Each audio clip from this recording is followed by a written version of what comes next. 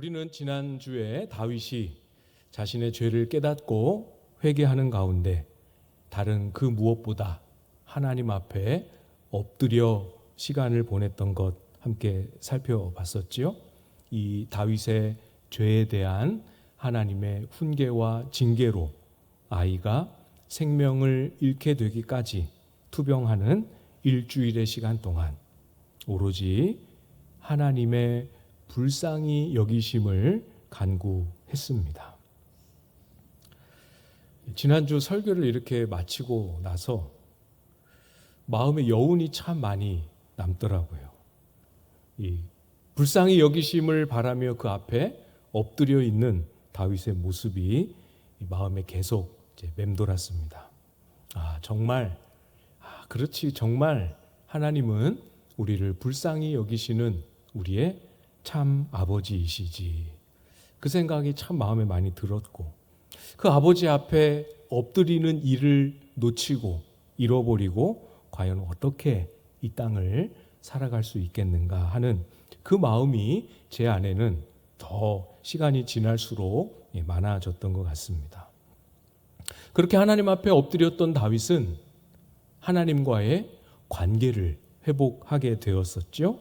그래서 다윗이 일상으로 돌아가기 전에 가장 먼저 하나님을 경배했던 것도 우리가 함께 묵상했습니다. 정말 하나님과의 관계이지요. 정말 그렇습니까? 우리의 일터, 가정, 또 가족관계, 교회 생활, 교우들과의 관계, 이 모든 삶의 자리에서 하나님과의 관계를 바르게 하는 것이 가장 첫 번째이고 가장 중요한 일 맞을까? 여러분 마음으로 한번 대답해 보십시오. 오늘 본문 안에서 정말 그러한가 우리가 알지만 다시 한번 답을 찾아볼 수 있기를 바랍니다. 우리가 읽지는 않았습니다만 24절 말씀을 먼저 보시면 다윗이 그의 아내 밧세바를 위로하고 그에게 들어가 그와 동침하였더니 그가 아들을 낳음에 그의 이름을 솔로몬이라 하니라. 여호와께서 그를 사랑하사. 다윗과 밧세바는 우리가 잘 아는 대로 죄로 인해 만들어지고 시작된 관계였습니다. 안타깝지만 출발이 그러했기 때문에 세월을 두고 평생토록 이 두 사람은 두 사람의 관계가 그렇게 시작되었다라는 안타까움과 아픔, 또 하나님 앞에서의 죄송함과 불편함을 가지고 살아갈 수밖에 없지 않겠습니까? 여러분, 다윗이 우리아를 죽인 후에, 과거로 한번 거슬러 올라가 보십시오. 우리아를 죽인 후에 밧세바를 아내로 맞이하게 됩니다. 그때 성경은 이 다윗이 행한 일이 여호와 보시기에 악했다 이렇게 말씀합니다. 틀림없죠. 악한 일이었습니다. 그 관계는 악하게 맺어진 관계였습니다. 심지어 밧세바를 다윗이 아내로 맞이한 이후에도 성경은 밧세바를 표현할 때 우리아의 아내, 결혼했는데도 우리아의 아내 이렇게 기록합니다. 그렇지만 하나님 앞에 엎드리고 진실하게 회개하고 하나님과의 관계가 회복될 때까지 그 자리를 지키게 되었을 때, 그때 다윗에게 어떤 일이 일어납니까? 정확하게 회복이 일어난 이후부터 오늘 본문 24절에서부터 밧세바를 다윗의 아내로 기록해 주십니다. 표현만의 의미가 아니겠죠?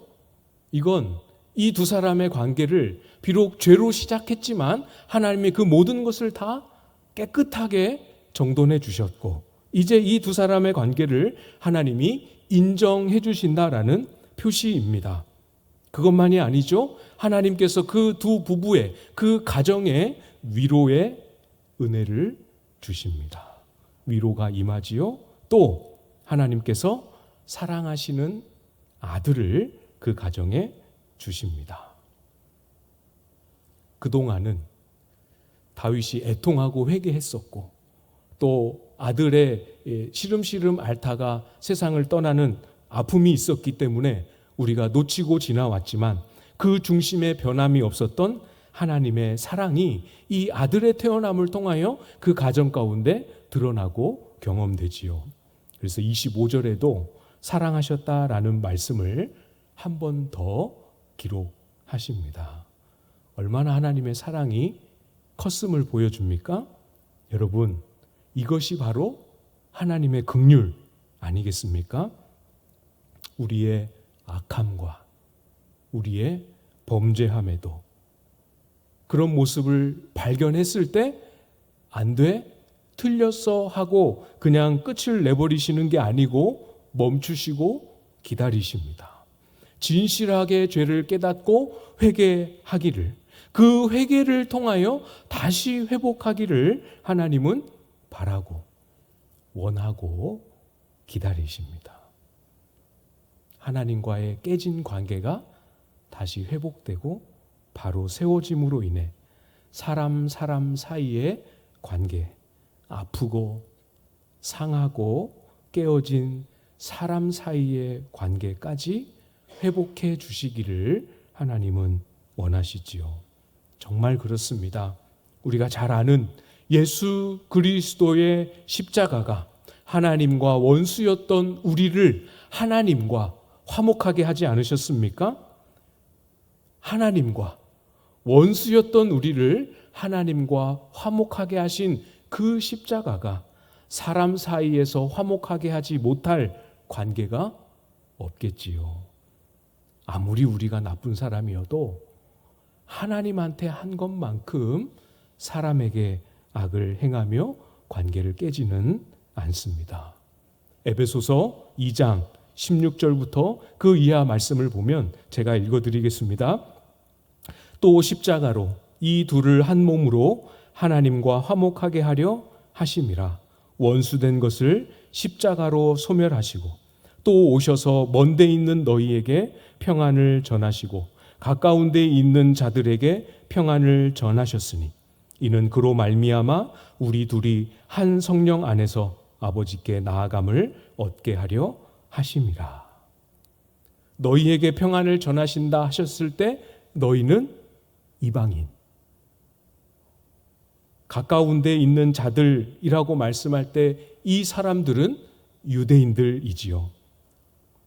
우리 둘이 한 성령 안에서 아버지께 나아가게 하기 원한다라고 말씀하실 때 이 우리 둘은 절대로 하나 될 수 없을 거라고 여겨졌던 이방인과 유대인 그리스도인들을 지칭합니다. 이 둘도 예수 그리스도의 십자가로 충분히 넉넉하게 하나로 만드셨지요.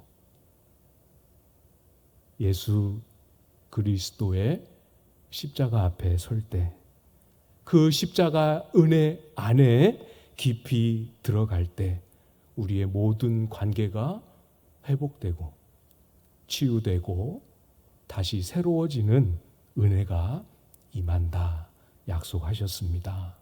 이 은혜를 소망하십시오. 여러분 적극적으로 이 은혜를 소망하고 간구하십시오.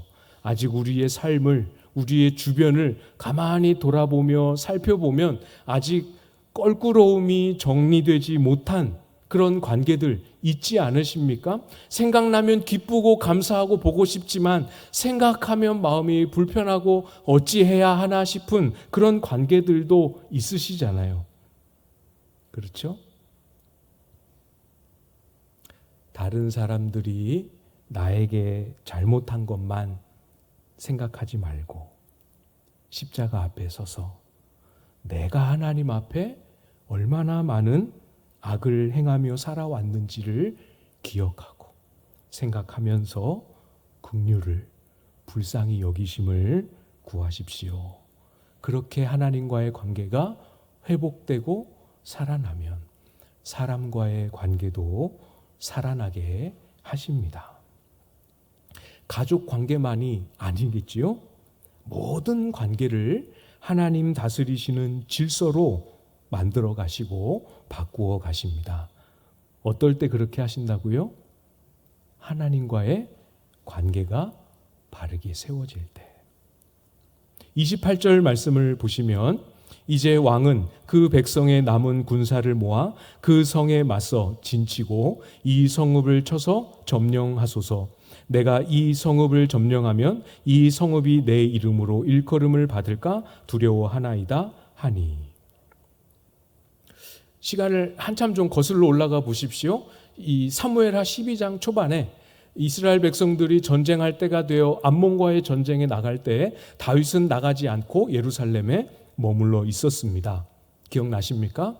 그때 시작된 전쟁이 아직도 이루어지고 있습니다. 다윗은 예루살렘에 남아서 죄짓고 있었던, 그리고 그 죄로 인해 회개하고 하나님 앞에 몸부림치고 있었던 그 시간 동안 요압은 군사를 이끌고 전쟁터에 나가 암몬과의 전쟁을 계속 감당하고 있었습니다.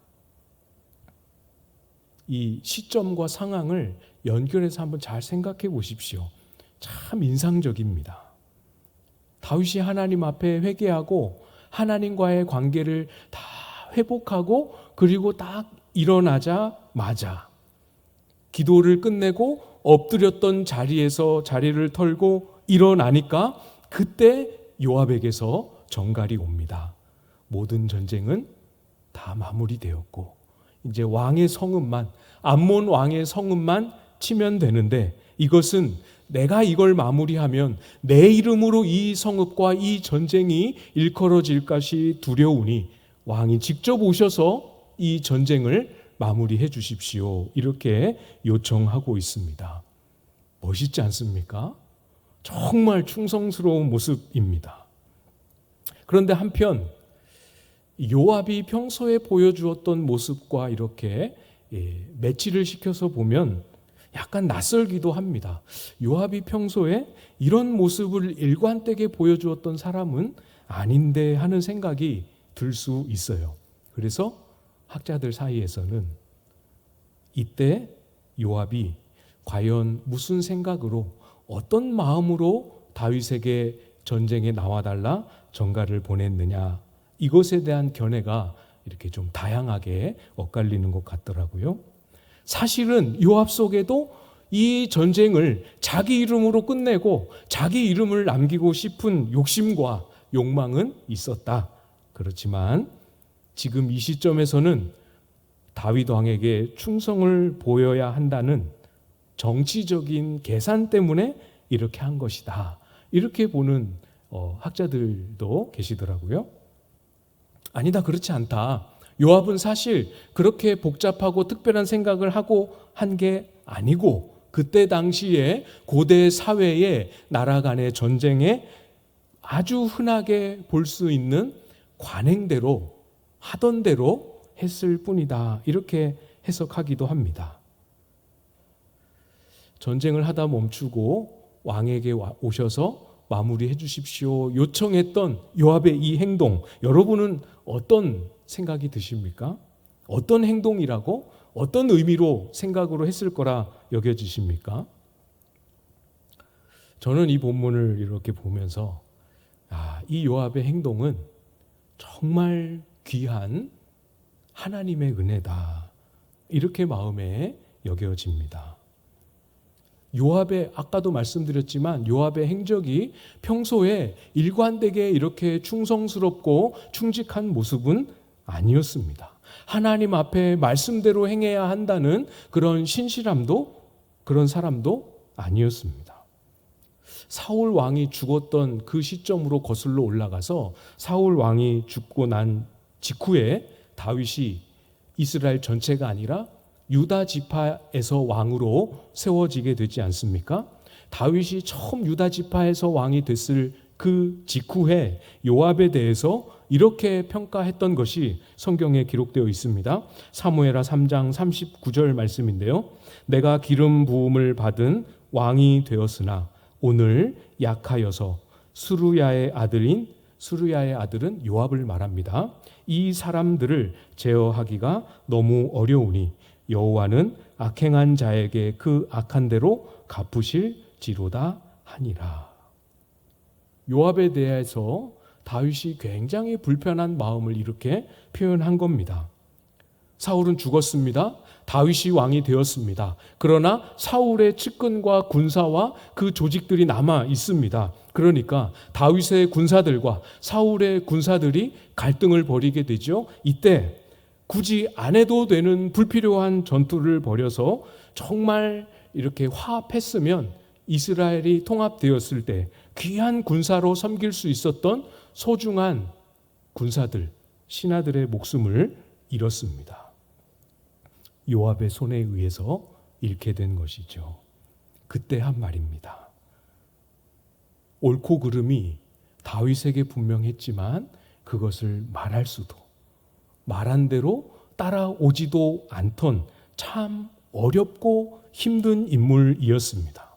그러나 여러분, 하나님은 지금 이렇게 회복의 과정 중에 있을 때 그런 요압을 사용하셔서 암몬과의 전쟁을 은혜롭게 마무리하게 하십니다. 여러분, 요압의 입에서 이런 고백이 나오고 요압이 이렇게 다윗에게 충성스러운 행동을 보이는 것, 다윗의 리더십이 아니죠. 또 요압의 신앙적인 결실도 아닙니다. 하나님께서 그 은혜를 회복하실 때에 이 관계 안에 베풀어 주신 섭리요 은혜의 손길이지요. 무엇이 이런 은혜의 시작이 되었습니까? 하나님과의 관계를 힘써서 정비하고 힘써서 회복할 때입니다. 하나님 앞에 다시 우리의 마음과 삶을 바로 세우십시오. 우리의 삶을 하나님이 말씀하시는 명령과 하나님을 위한 삶의 내용으로 질서 있게 우리의 삶을 규모 있게 잘 정돈하시고 하나님 앞에서 우리의 삶의 성결과 사랑을 회복하십시오. 하나님과의 관계를 다시 시작하고 하나님과의 관계를 바로 만들어가고 회복하는 일에 힘쓰며 기도하고 간구하십시오. 틀림없이 우리의 삶에도 다윗에게처럼 깊이 개입하셔서 은혜로 일하시는 손길 만나게 하실 것입니다. 관계가 회복될 때 우리의 사람 관계 속에 열매를 맺게 하실 뿐만 아니라 하나님이 과거에 주셨던 그 약속의 말씀을 회복하시는 은혜도 또한 주시죠. 29절, 30절 말씀인데요. 다윗이 모든 군사를 모아 랍바로 가서 그곳을 쳐서 점령하고 그 왕의 머리에서 보석 박힌 왕관을 가져오니 그 중량이 금 1달란트라. 다윗이 자기의 머리에 쓰니라. 다윗이 또 그 성읍에서 노략한 물건을 무수히 내오고. 요압을 통해서 하나님이 길을 여셨고 다윗을 마지막에 보내셔서 암몬과의 전쟁을 승리로 이끌어 주셨습니다. 엄밀히 말하면 다윗이 한 게 아니지요. 이 내막을 아는 많은 사람들은 아마도 이 전쟁은 요압이 1등 공신이다. 요압이 다 이겨놓은 전쟁이다. 이렇게 말할 것입니다. 아니지요. 그것도 아닙니다. 이 암몬과의 전쟁에서의 승리, 암몬과의 전쟁에서 이기고 가지고 나온 전리품, 암몬 왕의 왕관을, 그 무겁고 화려한 왕관을 다윗에게 쓰게 하신 것은 하나님이 다윗에게 주셨던 그 약속의 말씀이 다시 회복되었음을 보여주시는 말씀의 성취이지요. 아마 기억이 잘 안 나실 수도 있지만 하나님은 일찍이 다윗에게 약속해 주셨습니다. 사무엘하 7장에 11절 하반절에 너를 모든 원수에게서 벗어나 편히 쉬게 하리라 약속하셨습니다. 직접 연결된 부분만 말씀드리기 위해서 이 부분만 제가 읽었지만 하나님은 다윗의 집안과 그의 왕위를, 그 왕조를 영원히 견고하게 하시겠다라는 약속과 함께 모든 원수에서 벗어나 편히 쉬게 하리라 말씀하셨지요. 하나님은 이 약속대로 이루어 주셨습니다. 다윗이 없었던 그 전장에서도 하나님은 이 약속대로 일하셨습니다. 다윗이 사무엘하 7장 11절 하반절, 제가 읽어드린 이 말씀을 다윗이 잊어버리고 있었을까요? 기억하고 있었을까요? 아마도 기억하고 있었을 것입니다. 그러나 설령 다윗이 이 말씀을 잠시 잊고 지내고 있었다 할지라도 하나님은 그 입으로 우리에게 주신 약속의 말씀을 이루어 주시지요. 다윗이 잊고 있었다 할지라도 하나님은 그 약속대로 일하셨을 것입니다. 기억하십시오. 우리의 삶의 길은 우리 각자가 하나님 앞에 바로 서는 것입니다. 내가 먼저 하나님 앞에 바로 서는 일입니다. 그러면 그 일이 이루어지기 시작하면 우리의 삶에 회복의 은혜도 나타나기 시작합니다. 말씀하신 대로 정말 이루어지시는 일들이 나타나게 하십니다.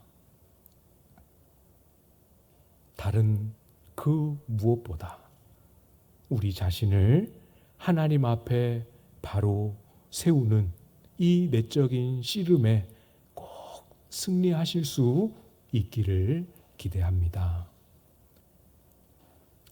우리가 수요일 날 이렇게 기도할 때 또는 간간히 새벽에 기도할 때 제가 기도 제목 드릴 때 우리 유치유초등부 아이들, 중고등부 아이들 또 청년들을 위해서 기도 제목 낼 때 꼭 이 기도 제목은 안 빠지고 꼭 이 기도 제목은 말씀드리지요.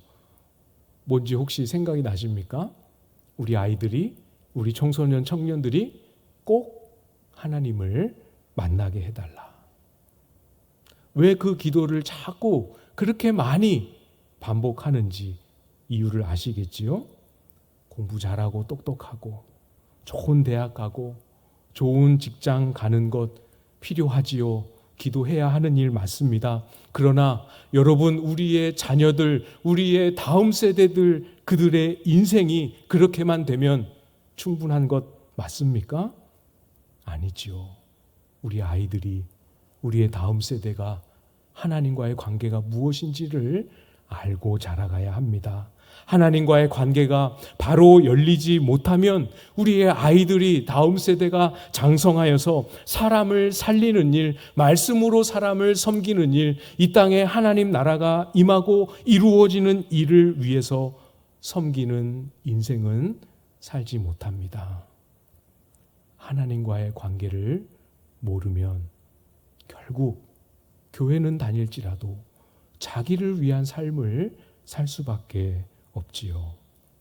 그러나 우리의 후손들이, 우리의 자녀 손들이, 우리의 다음 세대들이 하나님과의 관계를 아는 자들로 배우고 자라게 될 때 이 아이들은 장성하여서 우리가 물려주고 우리가 남겨준 것보다 비교할 수 없을 만큼 더 큰 역량으로, 우리가 물려준 것으로는 감당할 수 없는 놀라운 열매를 맺는 자들로 자라게 될 것입니다. 여러분, 31절 맨 마지막 한번 보십시오. 모든 백성을, 군사들을 이끌고 승리의 기쁨을 안고 다시 예루살렘으로 돌아오고 있는 다윗의 모습 한번 상상해 보십시오. 기쁘고 감사하고 승리의 노래가 울려 퍼지지만 마음 한켠에는 마냥 기쁘지만은 않지 않겠습니까?